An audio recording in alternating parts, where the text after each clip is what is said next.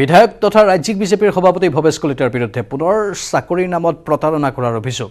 পিছে জয়া কলিতা নহয়, এইবাৰ নগেন ডেকা নামৰ আন এজন ব্যক্তিয়েহে আনিছে ভৱেশ কলিতাৰ বিৰুদ্ধে বিস্ফোৰক অভিযোগ। জলসিঞ্চন মন্ত্ৰী হৈ থকা সময়ত ভৱেশ কলিতাই চাকৰি দিয়াৰ নামত প্ৰতাৰণা কৰাৰ অভিযোগ নগেন ডেকা নামৰ লোকজনৰ। ভৱেশ কলিতাৰ বিৰুদ্ধে 2020 চনতে জলসিঞ্চন বিভাগৰ নিযুক্তিৰ কেলেংকাৰীৰ অভিযোগ আনিছিল গুৰেশ্বৰৰ চিল্কিঝাৰৰ নগেন ডেকাই। নিযুক্তি কেলেংকাৰীৰ ন তথ্য পোহৰলৈ অহাৰ সময়তে ভৱেশ কলিতাৰ বিৰুদ্ধে চৰ্চাত আহিছে নগেন ডেকা। প্ৰাক্তন মন্ত্ৰী তথা বৰ্তমানৰ ৰাজ্যিক বিজেপিৰ সভাপতি ভৱেশ কলিতাই জলসিঞ্চন বিভাগত নিযুক্তি দিয়াৰ প্ৰতিশ্ৰুতিৰে নিজ দলীয় কৰ্মীৰ পৰা সংগ্ৰহ কৰিছিল প্ৰাৰ্থীৰ এডমিট কাৰ্ড। এই অভিযোগ গুৰেশ্বৰৰ চিকলিঝাৰৰ এগৰাকী প্ৰাক্তন বিজেপি কৰ্মী নগেন ডেকাৰ। লগতে নগেন ডেকাৰ বিস্ফোৰক অভিযোগ, গুৰেশ্বৰৰ অঞ্চলৰ বহুতো অযোগ্য প্ৰাৰ্থীয়ে ভৱেশ কলিতাৰ ঘনিষ্ঠ হোৱা হেতুকে লাভ কৰিছিল চাকৰি। সেই সময়ত আৱেগিক হৈ সংবাদ মাধ্যমৰ আগত বিষয়টো অৱগত কৰিছিল যদিও বৰ্তমান তেওঁৰ কোনো আক্ষেপ নাই বুলি মন্তব্য কৰে নগেন ডেকাই। ভৱেশ দা এইটো মোক ভালকৈ জানে, কাৰণ কেতিয়াবা মোৰ অসুবিধা হ'লে মই তেওঁকো পইচা পাতি সুধি লৈ আহোঁ। খাতিৰত মই ভৱেশ কলিতা মন্ত্ৰীৰ ঘৰলৈ গৈছিলোঁ ল'ৰাটোৰ চাকৰিটোৰ কাৰণে। যোৱাত তেওঁ হ'ব বুলি ক'লে, লাষ্টততো চাকৰি মোৰ নহ'লে, এডমিটত দিলোঁ তেওঁক। তাৰপৰা হ'ব বুলি কৈছে, বোলে নগেন তোৰ ল'ৰাটোৰ চাকৰি হ'ব, গতিকে টেনশ্যন ল'ব নালাগে। মই আৰু সেই চাকৰি সংক্ৰান্তত সেই সময়ত মই নিউজ কৰিছিলোঁ, আৰু এতিয়া আৰু সেইটো বস্তু মোৰ নিউজটো ভাইৰেল হৈ আছে। আৰু মই এতিয়া আৰু সেই নিউজটো মই নিজে ভাইৰেল কৰা নাই, হয়তো কোনোবা ব্যক্তি ভাইৰেল কৰিব পাৰে।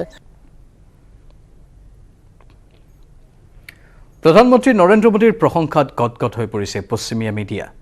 একালত মোদীৰ সমালোচনাত মুখৰ হৈ পৰা ৱাশ্বিংটন পোষ্টৰ দৰে বাতৰি কাকত মোদীৰ প্ৰশংসাত পঞ্চমুখ হৈ পৰিছে। আমেৰিকায়ো প্ৰশংসা কৰে মোদীক। উজবেকিস্তানত অনুষ্ঠিত SCO ছামিটলৈ যোৱাৰ সময়ত ৰাছিয়াৰ ৰাষ্ট্ৰপতি ভ্লাডিমিৰ পুটিনৰ সৈতে আলোচনাত মিলিত হৈছিল নৰেন্দ্ৰ মোদী। সেই আলোচনাৰ সময়তে পুটিনক নৰেন্দ্ৰ মোদীয়ে কৈছিল যে এতিয়া ইউক্ৰেইন আক্ৰমণৰ সময় নহয়, বৰঞ্চ কূটনীতিৰ জৰিয়তেহে সমস্যা সমাধান কৰিব লাগিছিল। আৰু দেশৰ প্ৰধানমন্ত্ৰীৰ এই বক্তব্যই এতিয়া ৰাষ্ট্ৰজুৰিয়ে নহয় বিশ্বজুৰি বিশেষ চৰ্চা লাভ কৰিছে। বিশ্বৰ বিভিন্ন মিডিয়াত এই বিষয়টো চৰ্চিত হৈছে। ভ্লাডিমিৰ পুটিনক ভাৰতবৰ্ষৰ প্ৰধানমন্ত্ৰী নৰেন্দ্ৰ মোদীয়ে কৈছিল যে এয়া যুদ্ধৰ সময় নহয়, কূটনীতিৰহে সময়। আৰু সেই বক্তব্যটোৰ বাবে এতিয়া নৰেন্দ্ৰ মোদীৰ প্ৰশংসাত পঞ্চমুখ হৈ পৰিছে পশ্চিমীয়া মিডিয়া।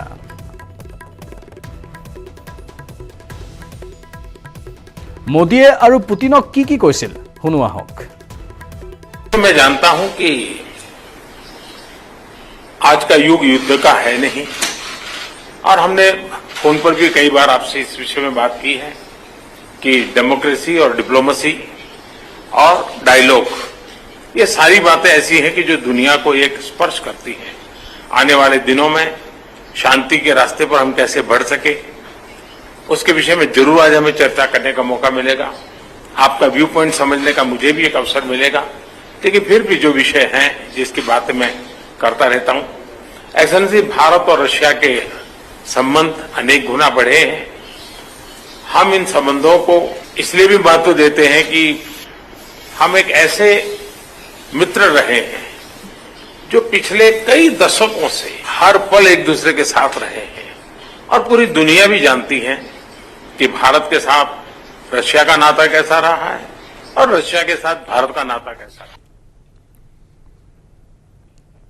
এবাৰ বিশ্বনাথত 17টা বাংলাদেশীক আটক কৰা হৈছে। জিনজি আৰক্ষীয়ে আটক কৰিছে বাংলাদেশীকেইটাক। ব্ৰহ্মপুত্ৰ চাপৰিৰ পৰা আটক কৰা হৈছে এই বাংলাদেশীকেইটাক। পশ্চিমবংগৰ কোচবিহাৰেদি সোমাইছিল ভাৰতত এওঁলোকে। বিশ্বনাথত আটক 17টাকৈ বাংলাদেশী। জিনজিয়া আৰক্ষীয়ে ব্ৰহ্মপুত্ৰৰ চাপৰিৰ পৰা আটক কৰিছে বাংলাদেশীকেইটাক। দিল্লী, আজমেৰ শ্বৰীফ আদি ধৰ্মীয় স্থানলৈ গৈছিল বাংলাদেশীৰ দলটো।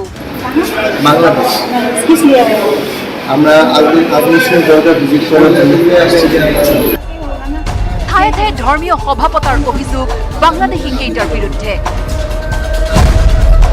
যোৱা 13 ছেপ্টেম্বৰত বিশ্বনাথলৈ আহিছিল এই 17জনীয়া বাংলাদেশীৰ দলটো। টুৰিষ্ট ভিছালৈ ভাৰতত প্ৰৱেশ কৰা এই দলটো বাংলাদেশৰ পৰা পশ্চিমবংগৰ কোচবিহাৰ হৈ সোমাইছিল। টুৰিষ্ট ভিছালৈ ধৰ্ম প্ৰচাৰ কৰাৰ অনুমতি নাথাকে যদিও এই দলটোৱে কিয় সভা সমিতি পাতি ঘূৰি ফুৰিছিল সেয়া সন্দেহজনক হৈ পৰিছে। আৰক্ষীয়ে অধিক তথ্য উলিয়াবলৈ আটকাধীন বাংলাদেশীৰ দলটোক জেৰা চলাই আছে। যি সময়ত জেহাদীৰ আনচাৰুল্লাহ বাংলা টীমৰ গোটে অসমলৈ জেহাদ বিয়পোৱাৰ তথ্য আৰক্ষীয়ে সদৰি কৰিছে, সেই সময়ত বাংলাদেশী লোকে অসমত সভা সমিতি পাতি ঘূৰি ফুৰিছে। আমরা 13 জন আমরা একসাথে আসছি, আমার সাথে 13 জন, আর আমি আসে একদিন পরে আরো 4 জন আসছি। বিশ্বনাথৰ পৰা তুষাৰ হাজৰিকাৰ report, news 18 Assam north east.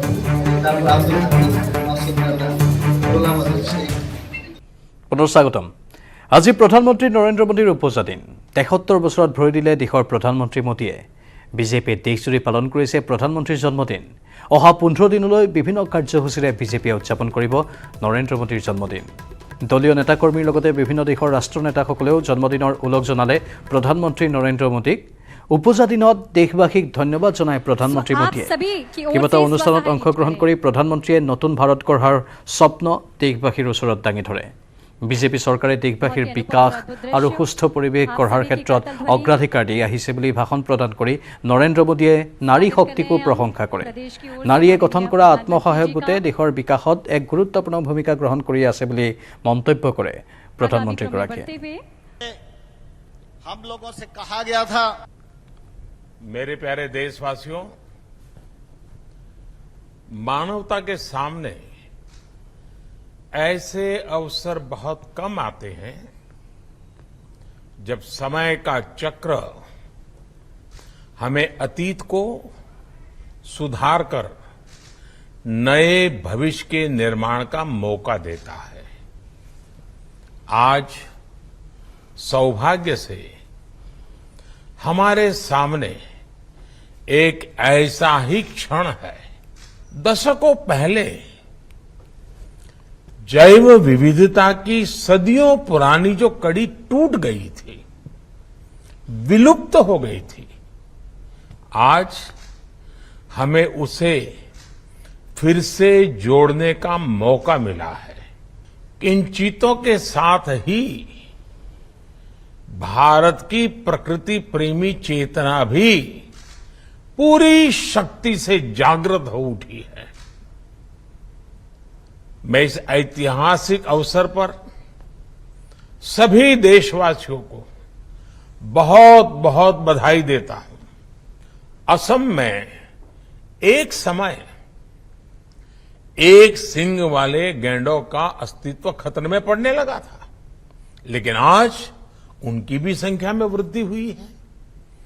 हाथियों की संख्या भी पिछले वर्षों में बढ़कर 30,000 से ज्यादा हो गई है।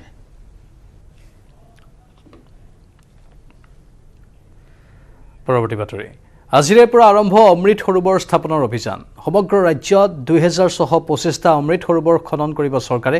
এই প্ৰকল্পৰ বাবে সৰ্বমুঠ ব্যয় হ'ব 1208.01 কোটি টকা। ৰাজ্য চৰকাৰে আগবঢ়াব 669.25 কোটি, MGNৰেগাৰ 493.66 কোটি আৰু বিত্ত আয়োগে প্ৰদান কৰিব 45.10 কোটি টকা। এই অভিযানৰ অংশ হিচাপে ঢেকিয়াজুলিত অমৃত সৰোবৰ আঁচনিৰ শুভাৰম্ভ কৰে মন্ত্ৰী অশোক সিংঘলে। প্ৰধানমন্ত্ৰীৰ জন্মদিনৰ লগত সংগতি ৰাখি ঢেকিয়াজুলি সমষ্টিত আৰম্ভ কৰে 3টা অমৃত সৰোবৰ আঁচনিৰ কাম।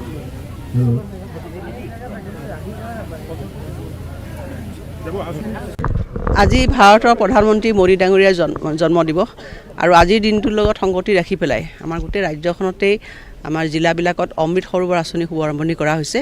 এইখন এখন আচলতে মোদী ডাঙৰীয়াই আশা কৰা মানে এই আঁচনিখন তেখেতে খুব গুৰুত্ব দিছিলে। আঁচনিখন সম্পূৰ্ণ কৰাৰ বাবে ৰাজ্যখনত গোটেই জিলাবিলাকতে এই আঁচনি শুভাৰম্ভণি কৰা হৈছে। এইখন এখন খুব ভাল আঁচনি, কাৰণ ইয়াৰ জৰিয়তে প্ৰায় মিনিমাম 1 হেক্টৰ হ'ব লাগে বা 10 বিঘা মাটি, কালিবা তাতকৈ বেছিও হ'ব পাৰে। এখন সুন্দৰভাৱে এটা বৃহৎ পুখুৰী ইয়াত খান্দা হ'ব আৰু লগতে মীন পালন কৰা ইয়াৰ প্ৰধান উদ্দেশ্য, আৰু লগতে ৱাটাৰ কনজাৰ্ভেশ্যন, জল সংৰক্ষণ। ইয়াৰ পৰা ৰাইজে যথেষ্টখিনি এই আঁচনিৰ পৰা সুবিধা পাব। আৰু মই স্থানীয় বিধায়ক ডাঙৰীয়াক ধন্যবাদ দিছোঁ যে তেখেতৰ সমষ্টিত আজি প্ৰায় মানে এই জিলাখনত 75টা, তেখেতৰ কাৰ্যসূচীত প্ৰায় আমি 14-15খন আঁচনি আমি শুভাৰম্ভণি কৰিম। আৰু ইয়াৰ জৰিয়তে আচলতে এহাতে মীন পালন আৰু লগতে জল সংৰক্ষণ আৰু লগতে ফল মূলৰ বাগিচাও ইয়াত থাকিব। গোটেইখিনি সুন্দৰভাৱে আঁচনিখন সজোৱা হৈছে। ইয়াৰ জৰিয়তে ইয়াৰ জনসাধাৰণ যথেষ্টখিনি উপকৃত হ'ব বুলি আমি আশা কৰিছোঁ।